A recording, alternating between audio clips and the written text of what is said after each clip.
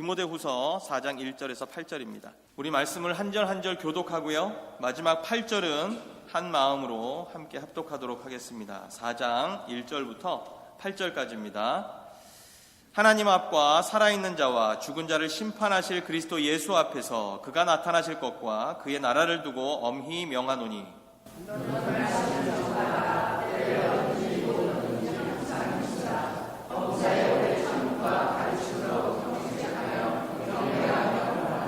때가 이르리니 사람이 바른 교훈을 받지 아니하며 귀가 가려워서 자기의 사욕을 따를 스승을 많이 두고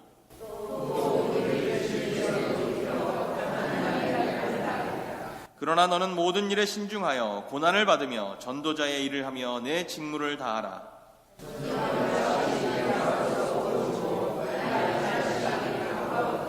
나는 선한 싸움을 싸우고 나의 달려갈 길을 마치고 믿음을 지켰으니 이제 후로는 나를 위하여 의의 면류관이 예배되었으므로 주 곧 의로우신 재판장이 그날에 내게 주실 것이며 내게만 아니라 주의 나타나심을 사모하는 모든 자에게도니라. 아멘.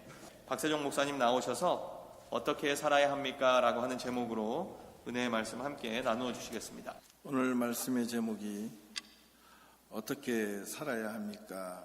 라는 제목입니다. 오늘 오면서 먼저 우리 큰애한테 저작권을 허락받았습니다. 차 안에 오면서 우리 딸에게 어떻게 살아야 합니까? 라고 이렇게 물었더니 우리 큰애가 행복하게 살아야 합니다. 이렇게. 이게 맞는 것 같아요. 누구든지 불행하게 살고 싶지는 않을 겁니다. 그런데 첫째가 가만히 생각해 보니까 목사 딸이라서 그런지 잠깐만요 이러더만 교회 안에서는 다르게 말해야 될 것 같아요. 그래서 말하는 말이 주님 안에서. 그래서 이야기해도 돼 안 해도 돼. 그러니까 나중에 하라고 허락을 받았습니다. 하도 가끔 이야기를 하길래 주님 안에서 사는 것이 진짜 우리 성도들의 행복이 아니겠습니까? 먼저 오늘 제가 말씀을 준비하면서 여러분들에게 좀 진심으로 좀 용서를 좀 구해야 될 것 같습니다. 목사가 된 이후에 말씀을 전하고 설교를 하면서 어제 저녁처럼 말씀을 준비를 못하고 안 된 적이 없었습니다. 밤을 새우고 준비를 하고 또 준비를 하고 올라와도 그 말씀의 내용이 저에게 상당한 부담감으로 먼저 다가왔습니다.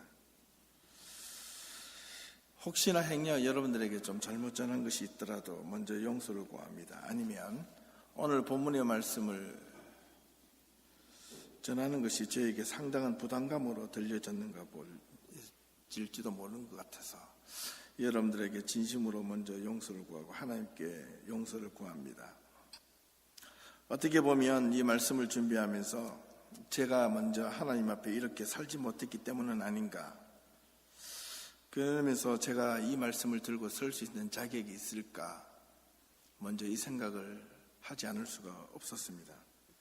그래서 먼저 제가 여러분들에게 말씀을 전하기 전에 제가 먼저 회개합니다. 제가 먼저 하나님께 용서를 구하고 하나님의 말씀대로 살지 못했던 저 자신을 오늘 이 말씀을 통하여 다시 한 번 더 저 자신부터 돌아볼 수 있는 시간이 되도록 하겠습니다. 오늘 본문을 들여다보면 우리가 하나님의 백성으로서 또 성도로서 어떻게 살아야 할지를 분명하게 알려주는 사도 바울의 메시지가 들어 있습니다. 어떻게 살아야 성도다운 성도의 삶을 살아갈 수 있을까? 어떻게 살아야 가짜 그리스도가 아닌 진짜 그리스도인의 모습으로 살아갈 수 있을까? 이 질문 앞에 저는 먼저 저 자신을 돌아보게 되었습니다. 제가 말을 할 수가 없겠더라고요. 목사이지만 목사 흉내만 냈지만 내가 정말 진짜 그리스도인의 모습으로 살려고 몸부림쳤느냐? 아마 그러지 못했던 것 같아요. 돌아보면 사실 우리는 어느 정도 신앙생활을 한 분들이라면 어떻게 살아야 그리스도인다운 삶을 살아야 하는지는 이미 알고 있는지도 모릅니다. 하지만 오늘 본문을 통하여 성도들이 어떻게 또 살아야 하는지 다시 한 번 더 그 해답을 찾고 부족하지만 신앙 안에서 우리가 함께 살아보고 몸부림치는 그런 믿음의 첫걸음이 될 수 있기를 먼저 소망해 봅니다. 디모데 후서의 내용은 사도 바울의 유언장과 같은 내용입니다. 왜냐하면 사도 바울이 로마 감옥에 있으면서 자기의 생애의 끝이 다가옴을 알고 그동안 보내었던 여러 서신들 가운데 믿음으로 낳은 아들 디모데에게 그의 생애의 마지막 편지를 보내었기 때문에 그렇습니다. 디모데에게 먼저 내가 하나님께 곧 부름을 받게 될 것을 알고 너는 내 삶을 따라 내 믿음을 따라 내 신앙을 따라 남은 사역들을 잘 감당해 주기를 바라는 마음으로 한자 한자 정성스럽게 써내려 갔던 이 내용을 보면 구구절절이 간절한 내용이 아닐 수가 없습니다. 자신의 죽음이 임박함을 느끼며 내가 죽기 전 꼭 만나고 싶었던 한 명이 바로 디모데였습니다. 얼마나 간절했냐면 4장 9절을 보니까 너는 속히 내게로 와달라 이렇게 부탁합니다. 간절합니다. 바울은 지금 죽기를 기다리며 로마 감옥에 있고 디모데는 당시 에베소 교회에서 목회를 하고 있었습니다. 그 거리가 상당한 거리입니다. 제가 어제 저녁에 구글 지도로 이렇게 대략 매핑을 해가지고 거리를 재보니까 최단 거리를 이렇게 둘러 가도 2,000km 정도 됩니다. 적어도 한 3개월에서 6개월 이상 걸리는 시간 거리입니다. 이 편지를 보내고 돌아오면 어쩌면 바울이 죽어 있을지도 모릅니다. 만약 이 편지를 3개월, 6개월 후에 디모데가 이 편지를 받았다면 아마 지체하지 않고 흐르는 눈물을 훔치며 지체 없이 바울에게 아마 달려갔을 것 같습니다. 오늘 본문 이 4장 1절에서 8절까지 말씀을 우리가 잘 이해를 하시려면 먼저 앞서 있는 3장 1절에서 시작해서 4장 8절까지 전체를 같이 보아야 합니다. 앞서 있는 3장의 내용을 잠깐 요약해 본다면 1절에서 5절까지 말씀을 먼저 보겠습니다. 바울이 디모데에게 마지막 편지 때 마지막 장에 이르러서 3장과 4절에 이렇게 말을 합니다. 너는 이것을 알라. 말세에 고통하는 때가 있을 것인데 그 때가 언제냐 하면 자기를 사랑하는 때랍니다. 돈을 더 많이 사랑하는 때랍니다. 자랑하며 교만하며 남을 비방하는 때랍니다. 부모를 거역하고 감사하지 않고 거룩하지 아니하며 정이 없어 메마른 시대가 고통하는 때랍니다. 원통함을 풀지 아니하는 때며 모함하기를 즐겨하고 절제하지 못하고 성질이 사납고 선한 것을 좋아하지 아니하고 배신하며 조급하고 자만하며 쾌락을 사랑하기를 하나님 사랑하는 것보다 더 사랑하는 때가 고통하는 때랍니다. 고통받는 때라는 거예요. 그러면서 바울은 힘주어 디모데에게 경건의 모양은 있으나 경건의 능력을 부인하는 자들이 있는 때가 고통하는 때요, 고통을 받는 때라는 겁니다. 바울은 단호하게 디모데에게 이 같은 자들에게서 내가 돌아서라고 경고하고 있습니다. 이들에게 복음을 전해야 될 텐데 왜 돌아서라고 하였을까요? 이때가 언제인 것 같습니까? 제가 보기에는 디모데가 살고 있었던 그때도 맞겠지만 바로 저와 여러분들이 함께 살고 있는 이 시대가 아닌가 싶은 심히 두려움을 감출 수가 없습니다. 돌아보니까 제가 저 자신을 사랑하는 때 속에 살고 있는 것 같고, 목사이지만 돈 때문에 허덕이고, 목사이지만 자랑하고 싶고 교만하고 싶고 남들을 비방하고 싶을 때 그 마음이 바로 저였다는 것을 이 말씀 앞에 엎드리지 않을 수가 없었습니다. 여러분들은 어떠신가요? 이 본문을 읽을 때마다 시대를 돌아보면 바로 지금 우리가 살고 있는 이때가 지금 그런 시대가 아닌가 감히 생각해 봅니다. 인본주의가 판을 치는 이 시대에 자기를 누구보다 사랑하는 때가 되었고, 자기 자신의 권력과 명예와 부를 위해서는 부정과 부패 그리고 온갖 비방과 건모와 술수를 쌓아도 들키지만 않으면 괜찮은 시대이며, 세상은 살기는 더없이 좋아졌지만 왜 그런지 예전보다 못 먹고 못 입었을 때보다 인간미는 더 없어지고 더 감정이 메마른 시대에 살고 있는 우리의 모습은 아닌가. 왜 이런 자들로부터 우리는 돌아서야 하는가, 이 말입니다. 예전이나 지금이나 돌아보면 그리스도인들에게 필요한 것은 단 한 가지입니다. 주님께서 우리에게 말씀하셨습니다. 네가 십자가를 지고 따라가려거든 제일 먼저 해야 할 일이 자기를 부인하는 겁니다. 나를 내려놓는 겁니다. 나를 주님의 십자가 앞에서 내려놓을 때 주님의 십자가를 지고 따라갈 수 있다는 건데, 그런데 왠지 모르게 오늘 세상 사람은 물론 교회 안에 있는 성도들조차도 자기를 내려놓지 못하는 신앙생활을 하는 사람들이 얼마나 많이 있는지를 몰라요. 자기를 내려놓는 훈련을 하지 않은 성도들이 얼마나 많이 있는지를 몰라요. 자기를 희생시키고 자기를 하나님 앞에 복종하려고 하는 그런 믿음, 그런 신앙이 얼마나 하고 있는가 우리는 돌아보지 않을 수가 없습니다. 바로 그러한 때가 지금 우리가 살고 있는 이 시대 우리의 모습이 아닌가. 그렇다면 이 바울이 디모데에게 마지막 유언으로 남겼던 그 말씀이 오늘 이 시대에 우리의 유언으로, 우리의 믿음의 유산으로 받아들일 수는 없을까? 그 마음이 너무너무나 간절합니다.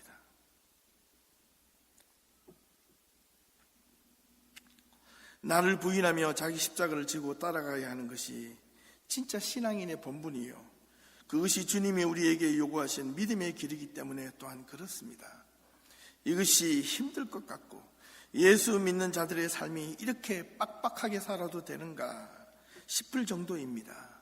요즘 세상은 더욱더 자기 자신을 가꾸며 자기를 뽐내는 데 혈안이 되어 있습니다.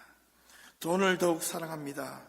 교회도 돈이 없으면 선교도 사업도 못하는 시대가 되어버렸습니다. 어떤 이들은 이렇게 말을 합니다. 돈이 없으니 교회가 문 닫아야 한다는 소리도 들려옵니다. 또 어떤 이들은 적당하게 돈을 굴려서 교회가 현상 유지라도 하면 다행이다, 이런 말도 들립니다. 돈이 없으면 아무것도 할 수 없다고 말을 합니다. 맞는 이야기입니다. 현실이니까요. 그럼에도 불구하고 우리는 그 현실을 뛰어넘을 수는 없을까? 그 현실을 믿음으로 극복할 수는 없을까? 돈이 없으면 밥을 먹을 수도, 옷을 사배일 수도, 잠을 잘 수도 없습니다. 그렇다고 우리가 주님이 우리에게 주시는 이 믿음의 참된 가치, 말씀의 진실을 버리면서까지 우리는 정말 하나님의 백성이라면 그 믿음과 가치와 본질을 버리면서까지, 왜곡시키면서까지 우리는 그것을 쫓을 수는 없는 노릇 아니겠습니까? 그렇다면 주님이 오늘 이 시대에 우리에게 무엇을 요구하고 있을까요? 그렇게 해서라도 교회를 유지하는 것이 하나님의 뜻이겠습니까? 아니면 그렇게 하나님의 우리가 이 세상에서 무너지고 뭉그러지고 짓밟히고 버림을 받아도 주님의 십자가를 붙들며 살다가 마지막 한 사람까지 살다가 그 자리가 없어진다라도 그것이 과연 하나님이 보시기에 잘못된 것이냐? 우리는 그걸 심각하게 이제 돌아볼 때가 되었습니다.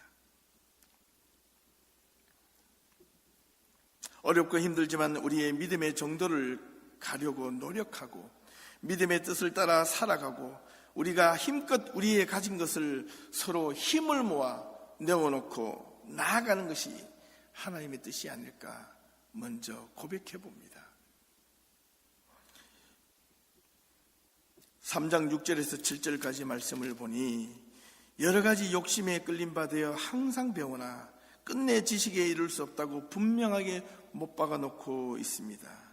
욕심에 사로잡히면 말씀을 배워도 말씀을 들어도 진리에 이르는 지식에 이룰 수 없다고 이야기하고 있습니다. 문제는 욕심입니다.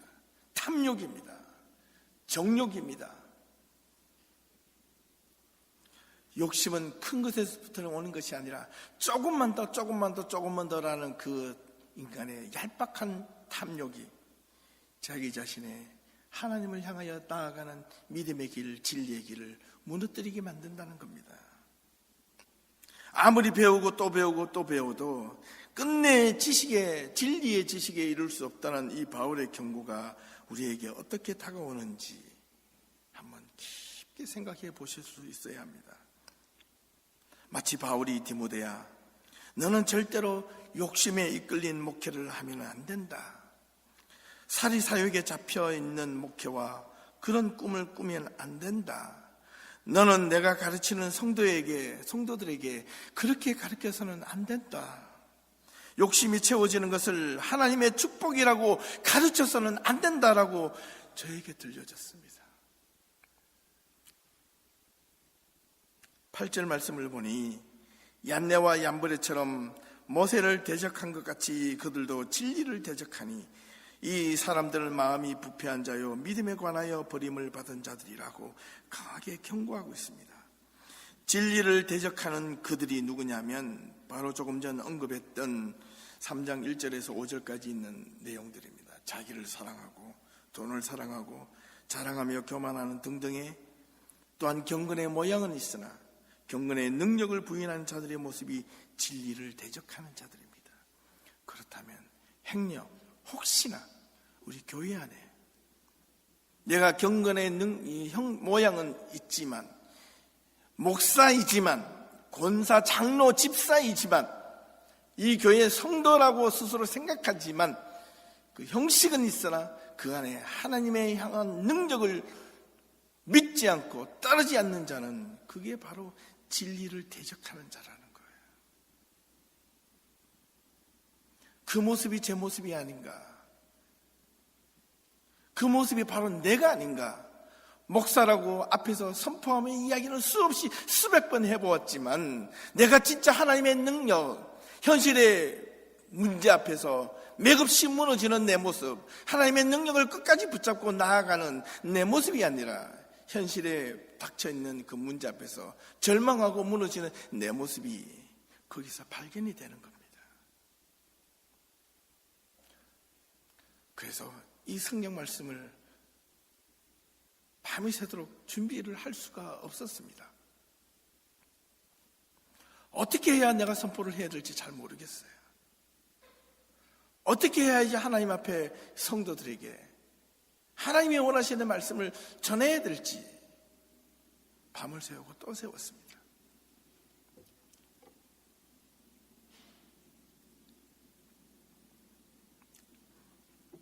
신앙의 모습은 있는 척하지만 그 실상의 내면에는 절대로 믿지 않고 살아가는 자들이야말로 경건의 능력을 부인한 자의 모습이 아무개가 아니라 바로 저의 모습이 있다는 것을 또 한 번 발견하게 되었습니다.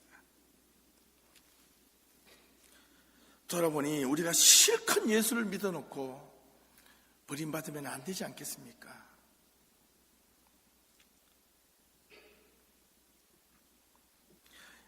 부패한 마음을 가지고 믿음에 관하여 버림받은 자들이 되어서는 안 되지 않겠습니까?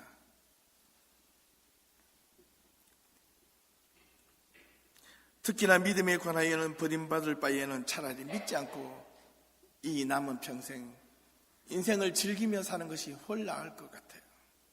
왜 사서 고생하고, 왜 사서 수고하고, 왜 힘든데 주일날 와서 이렇게 딱딱한 의자에 앉아서 보이지 않는 하나님 앞에 예배드리고, 또 힘든데 이렇게 지겨운 이렇게 설교를 들으며, 이런 엄중한 설교의 말씀을 들으며 이게 자기의 마음이 불편해지는가?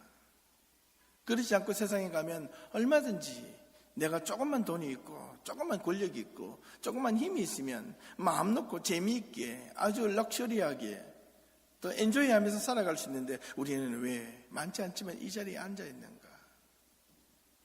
이건 아주 심각한 도전받을 수 있는 그런 문제가 아닐 수 없습니다. 괜히 생고생하며 예수를 믿는 척하며 사는 것이 자기 자신은 그런지 아는 건지는 진짜 자기 자신을 알 거예요. 내가 진짜 믿음이 있어서 이 자리에 앉아 있는지, 믿음이 없지만 믿음을 갈구하고 싶어서 이 자리에 앉아 있는지, 아니면 그냥 와라 하니까 내가 누구이기 때문에, 아무개이기 때문에 그냥 앉아 있는지 자기 자신을 알 거예요. 나는 안단 말이에요. 내 속에 있는 내가 안단 말이에요. 내가 내 믿음을 안단 말이에요. 내가 어떻게 믿어야 될지 알면서 그 믿음을 따라가지 못하는 이유도 무엇 때문인지 안단 말이에요.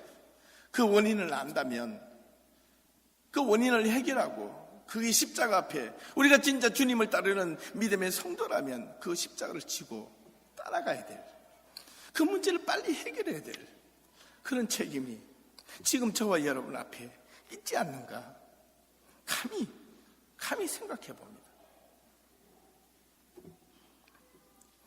이런 형편없는 믿음이 저의 믿음이고, 나는 안 그런 것처럼 말씀을 선포하고 잘하는 것처럼 어리석게도 그런 자들의 믿음은, 하나님으로부터 그 믿음은 버림받은 자들입니다. 10절에서 11절 말씀을 보니 바울은 자신의 신앙의 경험을 이렇게 언급하고 있습니다. 나의 교훈과 행실과 의향과 믿음과 오래 참음과 사랑과 인내와 박해를 받음과 고난과 또한 안디옥과 이고니온과 루스드라에서 당한 일과 여러 가지 박해받은 것을 디모데야, 너도 알 것이다. 하지만 주님께서 이렇게 나의 수많은 고난 속에서도 나를 건져주시고 또 건져주시고 도와주셨다. 디모데야, 분명히 알아야 할 것이 있다면 12절 말씀에 무릇 그리스도 예수 안에서 경건하게 살고자 하는 자는 박해를 받으리라. 무릇 그리스도 예수 안에서 경건하게 진실되게 살고자 하는 자는 박해를 받으리라.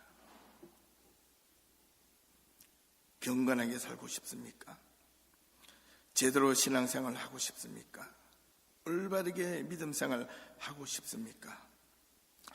그렇다면 고난도 감수해라 이겁니다. 어려움을 견딜 수 있는가입니다. 올바른 믿음생활을 하려면 우리는 고난을 각오해야 합니다. 누가 좋은 목사가 되면 참 좋겠다 이런 말을 들은 적이 있습니다. 좋은 목사가 되십시오. 겉으로 보기에는 참 좋은 이야기입니다. 좋은 성도가 되십시오. 틀린 말이 아닙니다. 맞는 말입니다. 그러나 좋은 목사, 좋은 성도가 되는 것이 맞습니까? 바른 목사, 바른 성도가 되는 것이 하나님 보시기에 더 맞는 것입니까? 바른 목사, 바른 성도가 있고 난 뒤에 좋은 목사, 좋은 성도가 되면 더 좋겠지만, 그러나 둘 중에 하나를 선택하라고 한다면 어떤 것을 선택해야 될까요? 좋은 목사는 어떤 자여야 합니까? 좋은 성도는 어떤 성도여야 합니까? 일반적으로 느끼기에 뉘앙스가 그렇습니다. 좋은 목사, 좋은 성도는 어떤 화낼 일이 있어도 화내지 않고, 어떤 목사가 성도들이 잘못해서 그냥 눈 감아주고 주님께서 잘 지켜주십니다.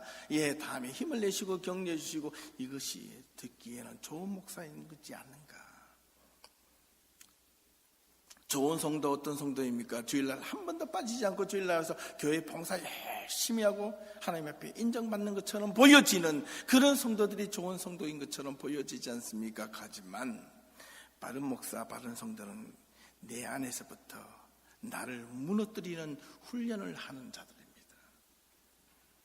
내 욕심을 무너뜨리는 훈련을 하는 자들이요, 하나님의 말씀 앞에 자기 자신을 먼저 빗대어 놓고 그 십자가 앞에 자기 자신을 내어놓고 나를 점검하고 나를 둘러보고 나를 십자가 앞에 매달리는 훈련, 매달리는 훈련, 십자가에 내 자신의 그릇된 모습들, 욕망과 비전과 욕심과 탐욕과 이 모든 것들, 주님의 이름으로 뭔가 세상에서 좀 얻어보려고 하는 그런 그릇된 세속적인 것들로부터 주님의 십자가 앞에 못을 받고 그 앞에서 나를 돌아보는 훈련, 아닌 것을 아니라고 분명하게 말하고 달려갈 수 있는 그 믿음의 훈련, 그것이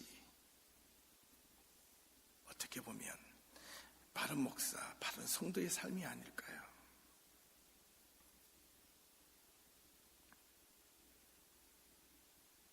잠시 영상을 하나 한 2, 3분 동안 보게 될 텐데요. 제가 한국에 있을 때 배웠던 분이었고, 이분의 절규어린 메시지를 들을 때마다 제 자신을 또 돌아보게 하는 내용입니다. 한 2, 3분 동안 영상을 한번 보시겠습니다.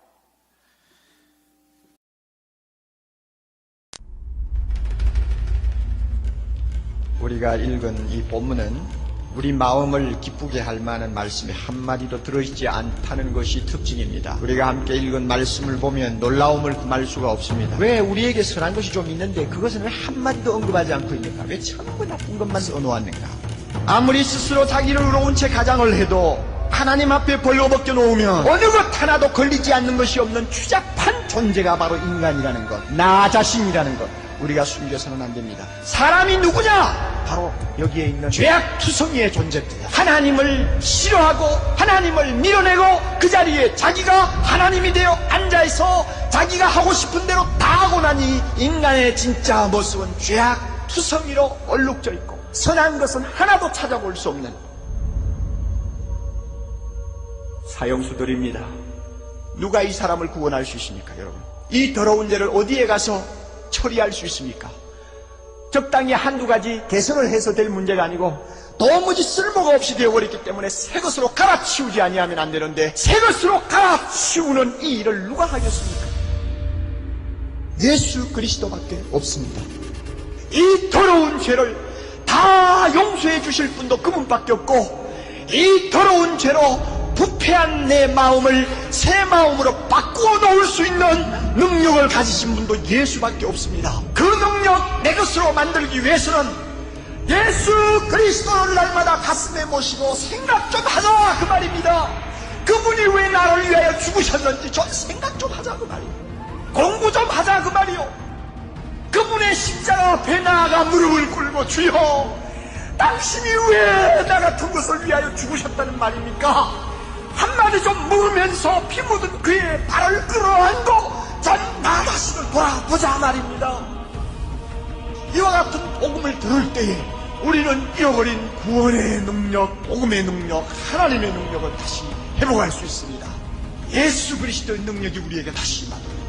성령의 권능이 우리를 다시 사로잡을 수 있도록 사랑의 교회가 이 능력으로 한번 진동할 수 있도록 하나님께서 역사하실 것입니다.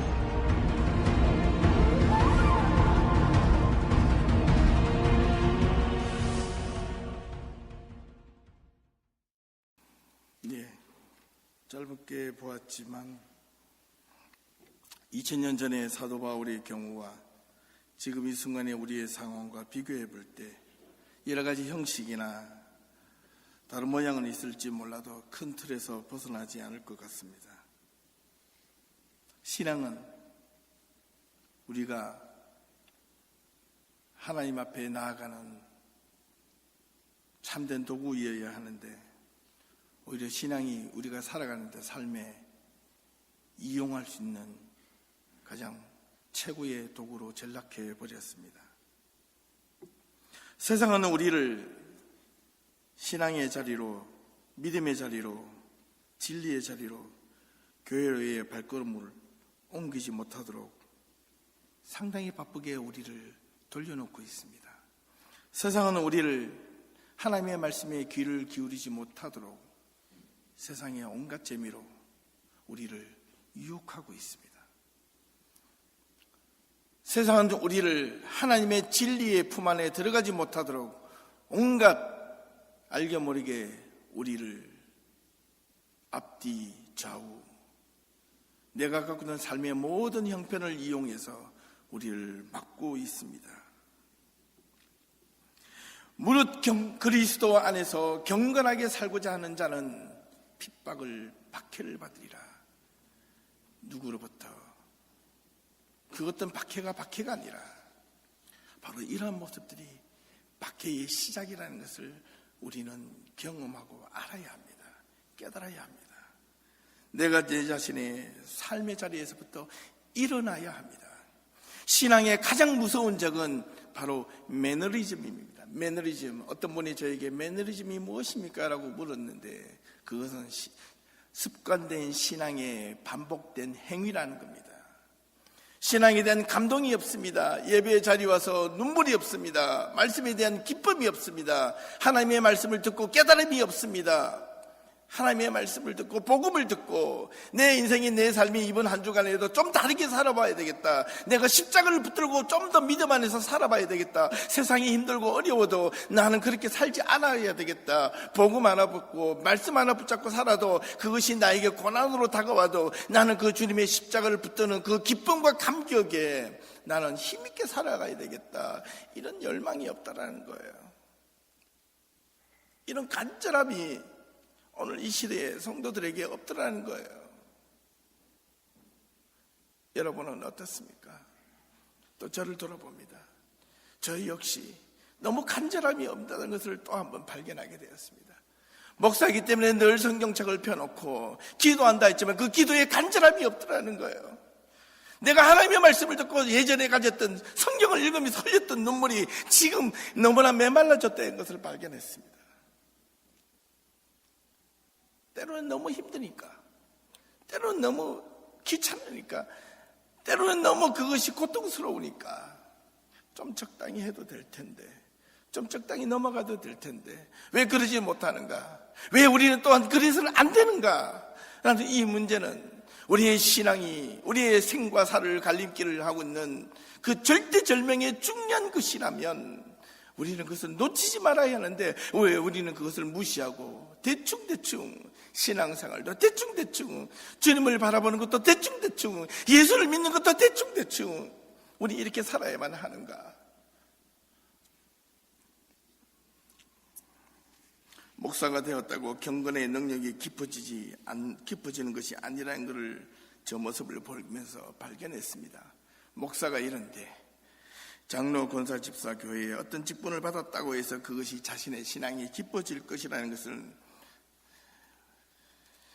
그렇게 생각해서는 안 되겠습니다. 자신의 신앙을 자신이 누구보다도 잘 알 것입니다. 내 믿음이 부족하다고 생각하는 자들의 삶과 행동은 지극히 낮아지고 지극히 겸손해져야 한다는 것을 또 한 번 저는 깨달았습니다.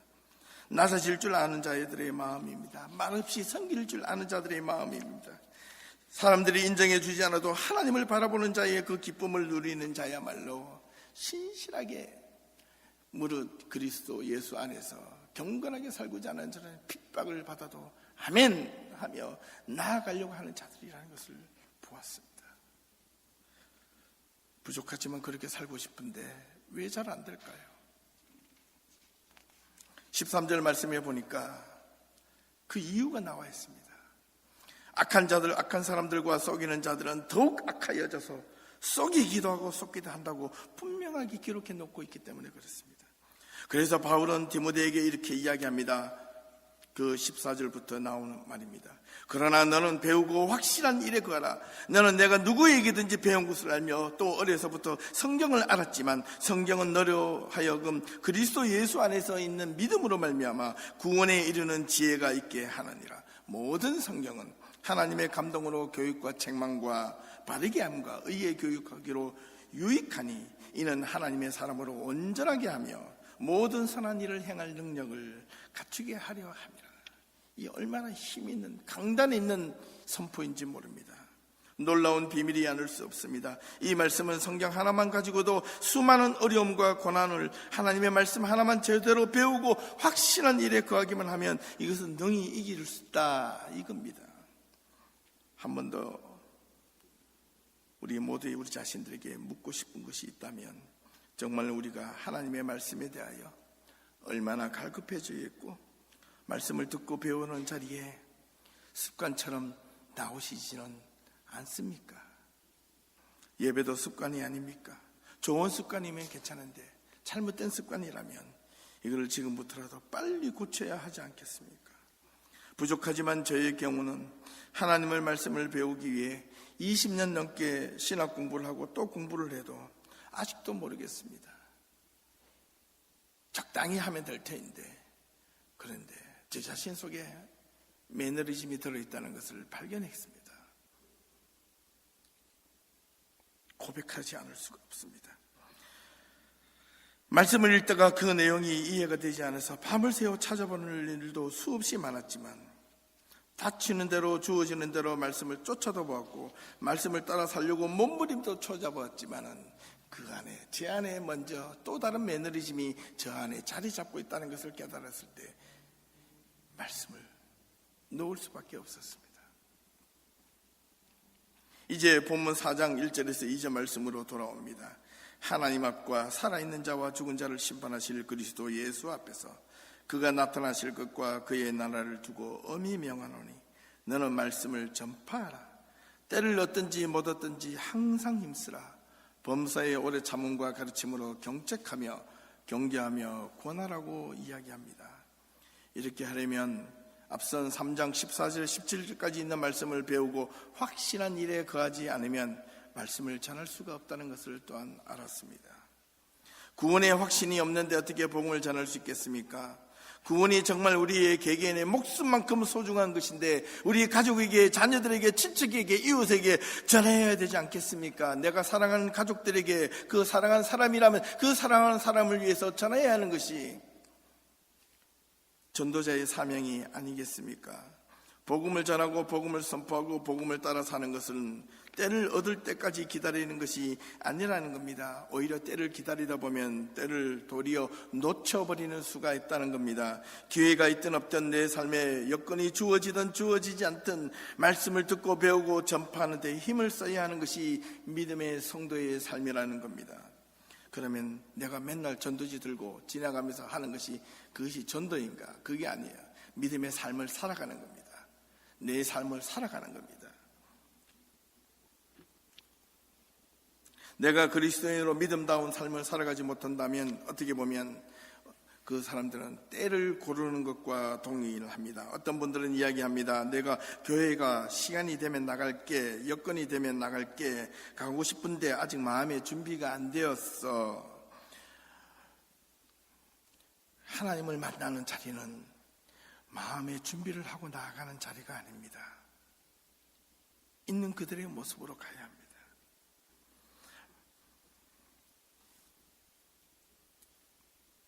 기회가 주어질 때 믿음을 갖는 것이 아니라 지금 당장 믿음이 필요한 겁니다. 지금 내가 당장 하나님 앞에 서게 될 때 그 믿음 가지고 주님 앞에 인정받을 수 있느냐? 지금 그 당장 앞에 내가 하나님 앞에 설 자격이 있느냐? 내가 내 자녀에게, 우리 자녀에게 내가 믿음의 유산을 물려주지 못했다면 그 책임이 누가 있는가? 네가 신앙생활 잘못한 것이 아니라 내가 믿음의 삶을 제대로 살지 못했기 때문에 우리의 자녀들이, 우리 자식들이 하나님 앞에 똑바로 서려고 몸부림치는 모습이 없었지 않았느냐. 행여 우리 주변에, 우리 가운데 우리의 자녀들이나 우리 주변에 있는 사람들이 신앙생활 잘 못하고 있다면 우리가 먼저 회개하고 우리가 먼저 중보기도 하십시다. 우리가 먼저 내 믿음이 부족해서 내가 신실하게 하나님 앞에 살지 못해서 하나님 내 자녀가 주님 앞으로 나오지 못했습니다. 내 믿음이 내 삶이 부족해서 하나님 내 자녀가 교회를 떠나 있습니다. 하나님 도와주시옵소서라고 눈물과 함께 회개기도 한다면 주님께서 그 기도 안 들어주시겠습니까? 그리고 주님께만 매달려서 기도할 것이 아니라 내 자녀에게 매달려서 간구해야 합니다. 내 자녀를 붙잡고 이야기를 해야 됩니다. 우리가 하나님의 말씀으로 따라 살자. 이제는 주님밖에 없다. 주님의 말씀대로 따라 살아야 한다라고 우리 자녀들에게 매달려야 합니다. 그래야지 우리의 믿음이 자녀들에게 조금이라도 넘겨줄 수 있습니다. 지금 이 시대는 10년, 20년이 이제 오게 되면 교회는 더 많이 문을 닫게 될 것이고 교회는 점점 더 세속화가 될 것이고 교회는 점점 더 예수와 상관없는 그런 교인들의 모임이 될 것이라는 것을 눈앞에 훤히 보이는 그 자리에서 이런 이야기를, 저도 죄인이지만 저도 여전히 매너리즘에 빠져있는 이 어리석은 종이지만 이런 이야기를 하지 않을 수 없었습니다. 부디 용서해 주십시오. 지금이라도 복음을 바르게 전할 필요가 있습니다. 아쉽게도 3절에서 4절을 보면 두려운 말씀으로 우리에게 조언합니다. 때가 이르려니 사람이 바른 교훈을 받지 아니하며 귀가 가려워서 자기의 사욕을 따를 스승을 많이 두고 또 그 귀를 진리에서 돌이켜 허탄한 이야기를 따를 것이라. 그때가 언제입니까? 때가 이르려니. 그때가 지금입니다. 제가 보니까 지금이 바로 그때입니다. 신앙생활을 대충하고 무늬로 믿고 형식으로 믿고 교회에 그냥 대충대충 주일날 갔다 오는 습관적 신앙생활에서 그때가 바로 지금 우리의 모습이라는 겁니다. 또 그때가 다름 아닌 3장 1절에서 5절까지 있는 내용이 있는 때입니다. 자기를 사랑하며 돈을 사랑하며 자랑하며 교만하며 비방하며 배신하며 조급하며 자만하며 쾌락을 사랑하기를 하나님 사랑하는 것보다 더하는 그 모습들, 경건의 모양은 있으나 경건의 능력을 부인하는 자들의 모습이 나타날 때가, 그때에 사람들이 하나님의 바른 교훈을 받지 아니하며 귀가 가려워서 오히려 자기의 사욕을 따를 스승을 더 많이 두고 그 귀를 진리에서 돌이켜 허탄한 이야기를 따르는 그런 자리가 오늘 이 시대의 우리의 모습이 아닌가 감히 생각해 봅니다.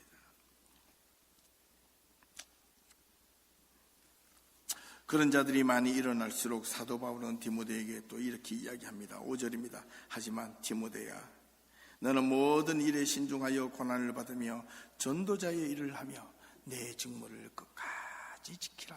다하라. 그런 날이 일어날 때마다 지뢰밭 긋듯이 매사에 신중하며 조심해서 자기를 살피며 복음을 위하여 배우는 일에 게으르지 말고 믿음의 분명한 확신을 가지며 하나님의 말씀에 실험하며 배우는 일에 게으르지 말고 고난을 두려워하지 말고 당당히 십자가를 지는 훈련을 하라. 이 말씀이 오늘 우리에게 들려줄 수 있어야 하겠습니다. 우리가 개개인의 삶에서 져야 할 고난이 있다면 무엇입니까? 바로 십자가입니다. 자기 십자가입니다. 내가 져야 할 십자가가 분명히 있습니다. 십자가란 내가 감당해야 할 몫이라는 겁니다. 내가 섬겨야 할 몫이라는 겁니다. 내가 헌신해야 할 몫이라는 겁니다. 그것이 분명하지 않으면 우리에게 고난을 두고 떠나는 것이 되고 맙니다. 전도자의 일을 행할 수가 없습니다. 하나님의 일을 다 할 수가 없게 되는 것입니다. 마지막 6절에서 8절 말씀입니다. 전자와 같이 내가 벌써 부어지고 나의 떠날 시각이 가까웠도다. 나는 선한 싸움을 싸우고 나의 달려갈 길을 마치고 믿음을 지켰다. 이 얼마나 힘 있는 선포입니까? 이 얼마나 자신 있는 고백이 아닐 수가 없습니다. 사랑하는 성도 여러분, 우리에게 이런 자신감이 있습니까? 주님 앞에 설 때 나는 나의 선한 싸움을 다 싸우고 달려갈 길을 다 마치고 믿음을 지켜노라고 말할 수 있겠습니까?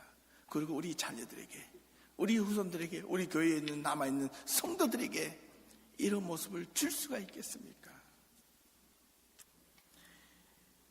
이런 고백들이 있기를 주님의 이름으로 축원합니다. 나는 내 평생에 선한 싸움을 싸우고 달려갈 길을 마칠 때까지 나는 내 믿음을 지키려고 몸부림쳤다. 바울은 이어 이제 후로는 나를 위하여 의의 면류관이 예비되었으므로 곧 의로우신 재판장이 그날에 내게 주실 것이며 내게만 아니라 주의 나타나심을 사모하는 모든 자에게니라. 정말 그렇게 되면 정말 여한이 없을 것 같아요. 나이 많으신 어르신들을 볼 때마다 그렇습니다. 가끔 듣는 이야기가 이렇습니다. 목사님, 인생을 살아보고 60, 70, 80 넘어 90 이제 주님께서 나를 부르시는 그날이 가까웠다고 느낄 때 보니 지나온 모든 것들은 아무것도 아닙니다. 지금 현재 내가 믿음이 하나님 앞에 설 수 있는 이 믿음이 없느냐 이것밖에 없습니다. 목사님, 내 믿음의 연약함을 위해서 기도해 주세요. 이런 이야기 들을 때마다 너무너무 부족한 마음, 너무너무 안타까운 마음이 금할 길이 없습니다. 우리에게 정말 이런 사도 바울의 이런 힘있는 고백, 내 평생에 선한 싸움을 싸우고 달려갈 길을 다 마칠 때까지 믿음을 지키기 위해서 우리에게 마지막으로 필요한 것, 우리가 어떻게 살아야 하는가? 한마디로 말해보자면 힘이 필요합니다. 힘. 믿음의 힘이 필요합니다. 복음의 힘이 필요합니다. 말씀의 힘이 필요합니다. 저와 여러분이 말씀을 들을 때마다 깨우치는 역사가 일어나야 합니다. 회개하는 역사가 일어나야 합니다. 그게 힘입니다. 내가 주님의 십자가를 붙들고 살아가겠다는 그것이 우리의 주시는 주님의 복음의 힘이라는 것을 경험할 수 있기를 바랍니다. 저와 여러분들이 오늘도 이 시간 또 이렇게 예배를 마치고 또 한 주간 살아가시게 될 텐데 무엇을 가지고 살아가시겠습니까? 여러분 앞에 놓여진 수많은 일들이 놓여지게 될 텐데 때로는 힘들고 어렵고 짜증나고 귀찮고 엄청나게 스트레스 받는 일들도 많이 일어날 때마다 또 여러분들이 만나는 수많은 사람들을 만날 때마다 무엇을 가지고 그들을 대하고 그 문제를 해결해 가시겠습니까? 그것은 우리 성도들은 바로 복음의 힘, 말씀의 힘, 십자가의 힘을 가지고 살아가야 합니다. 그것이 우리에게 주어지는 주님께서 우리 보고 어떻게 살아야 하는지 가르쳐 주시는 단 하나의 이유라는 겁니다. 그것이 해결책임을 믿고 저와 여러분들이 이번 한 주간도 하나님의 말씀을 가지고 복음의 힘을 가지고 힘있게 살아갈 수 있는, 당당하게 헤쳐갈 수 있는, 내가 가지는 이 말씀의 힘을 가지고 온갖 어려운 고난도 능히 감당하고도 남을 수 있는 그런 힘 있는 하나님의 능력 있는 주님의 그리스도인들이 다 될 수 있기를 주님의 이름으로 축원합니다. 기도하겠습니다. 하나님, 오늘 말씀을 듣고 우리 자신을 돌아봅니다. 어떻게 살아야 할지 돌아봅니다. 하나님,